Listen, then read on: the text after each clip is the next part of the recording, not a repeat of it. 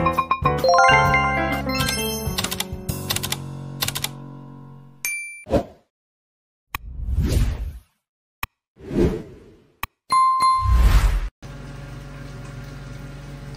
guys. Oh, ayan, magluluto ako ng ng kakainin ko ngayong hapon. Pero si Rita hindi kasi siya kumakain ng ganito. So, bali ang mga ilalagay ko ay yung green ay ano ba to? Yung ano ba yung tawag diyan? Nalimutan ko. Basta kayo na lang maglagay ng pangalan ko. Ano ba yan? Bell pepper pala. Tapos onions, tapos sibuyas, tapos meron siyang naglagay rin ako ng pasas ba? Tapos merong rino, ayan, merong tomato sauce, tomato paste. Ayan. Tapos ito merong black pepper at aking salt.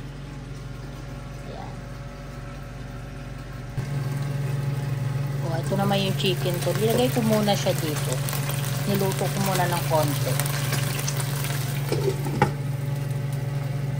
Baliktarin na natin.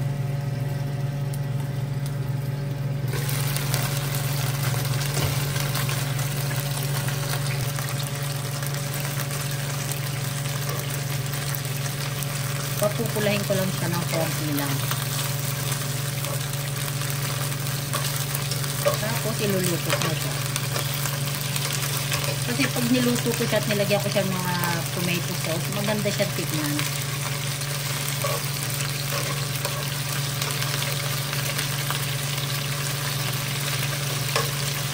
Dati pag nagluluto ako, ang dami-dami, ngayon hindi na kasi saka unang-una, simula na dumating ako, hindi na rin ako nakakain ng kanin.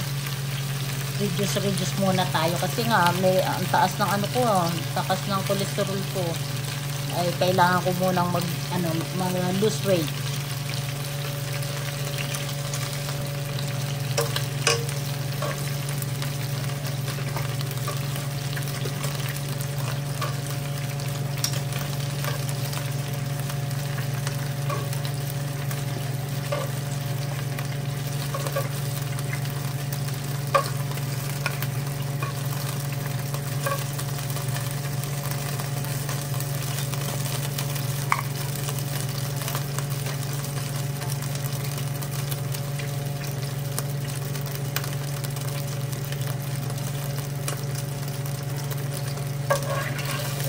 Bawasan ko yung aking ang aking olive oil. Olive oil na yung ginagamit ko naman eh. Bawasan ko kasi medyo napadami ng konti. Ayan, mag-umpisa na tayo.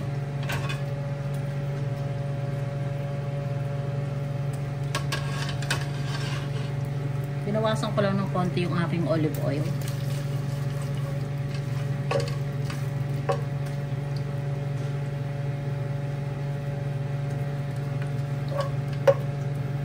Unahin natin ang bawang.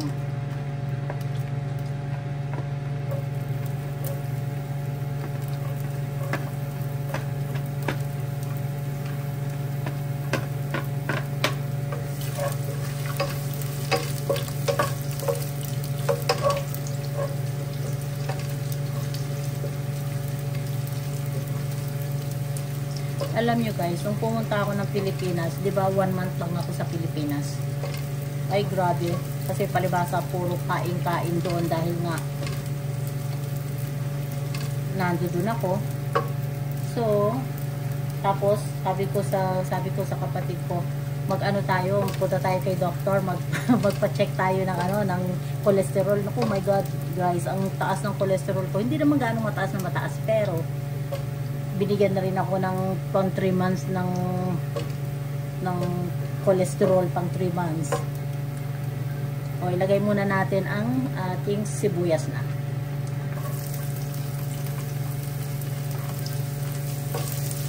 Kaya yan, nag-decide kami ni Chet. Sabi ko din, pag uwi ko ng Pilipinas, diba, sa next year kailangan lagi na tayong baguhin na natin yung style natin. Dapat kain-kain, gano'n. Tapos mas madalas na mag-exercise tayo. Kaya pinasok ko yung treadmill sa sa room ko. Kasi nasa labas yun. So sabi ko sa kapatid ko, pasok natin. Kasi nga tumataba nga ako. So ganun ang gagawin ko pag nasa Pilipinas na ako.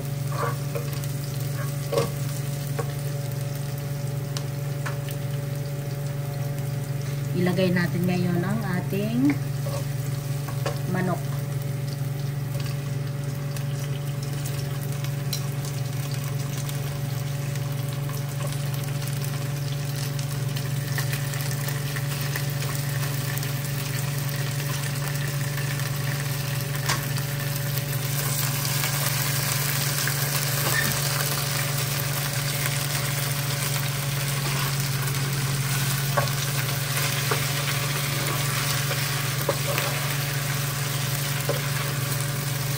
Dati pag nagluluto ako ng ganito, diba, laging madami. Ngayon hindi na kasi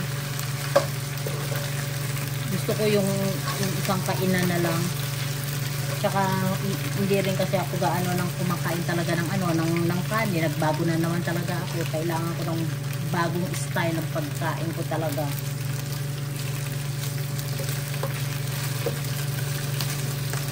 So far, hindi ako kumakain ng kanin ng 6 days na. Simula nung umuwi ako. Puro gulay, puro salad. Yun. Puro ganun lang kinakain ko. O, takpan muna natin. Ayan, ngayon naman, buksan natin, lagyan natin ng tubig.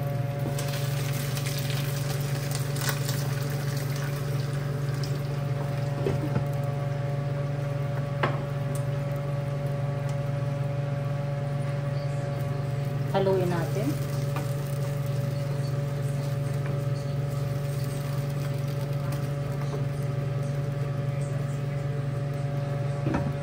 Hindi kasi kumpleto ang luto ko ngayon. Wala siyang carrots, tapos wala siyang potato.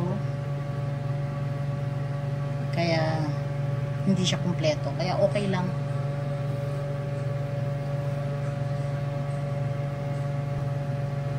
Lutuin ko muna ng konti yung aking manok. Tapos, saka ko na siya lalagyan ng tomato paste at saka tomato sauce. Tapos, rino.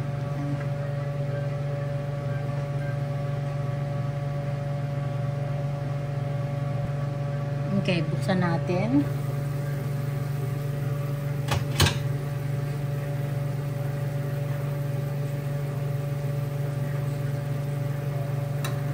Ngayon naman, lagyan muna natin siya ng paminta.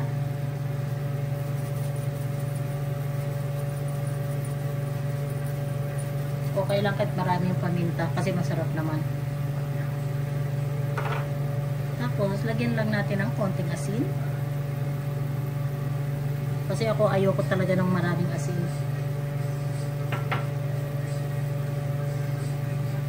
Ngayon, lalagay na natin ang tomato sauce.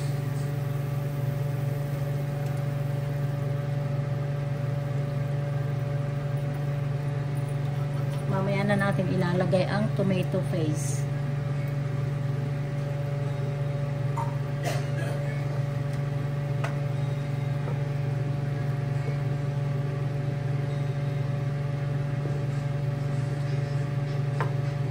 Kahit kulang ang rekado ko, pasasarapin ko na lang yan sa aking pagmamahal.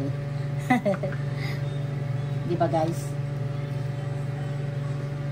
Hi nga pala sa aking mga team, sa aking team Golden Heart at saka sa aking team Stardom Pastilan at sa aking mga members sa team Kaposas ko. I love you guys. At saka sa aking mga sa aking mga silent viewers, maraming salamat po sa inyo. O, ngayon naman, takpan muna natin siya para maluto na talaga yung ating manok.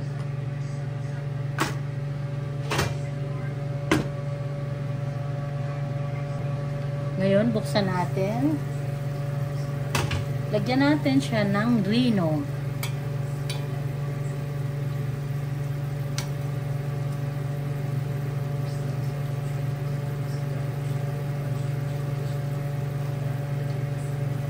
Kasi, pampasarap to guys. Tama na. Yan lang. Kasi masyadong malaki ang nabili ko na rin, no?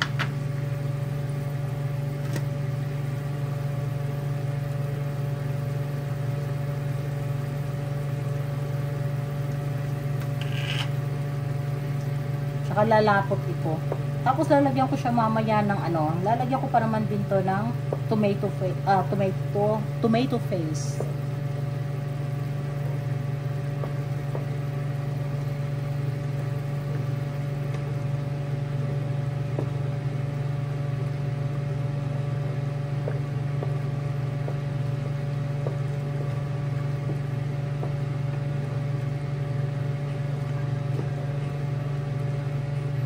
Halo-haluin lang natin para madurog lahat ang akdrino.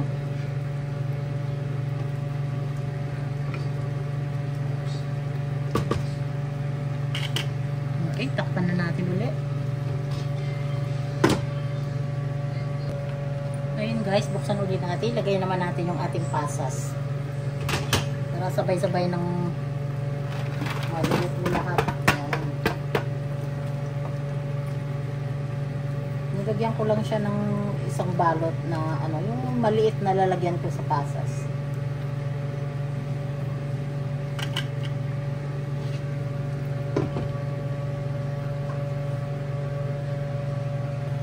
Ayan guys, buksan natin. Lalagyan ko na pala siya ng tomato paste naman.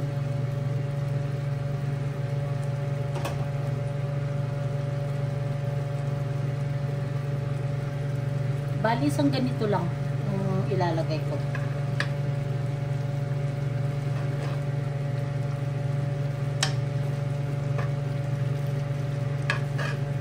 Kasi kakaunti lang yung niluto kong pagkain, kaya bali isang dakot na kutsarita lang siya.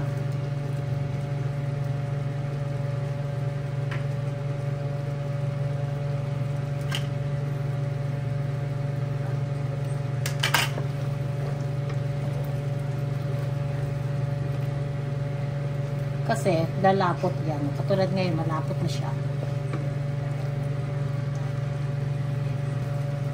Ilagay na natin ito.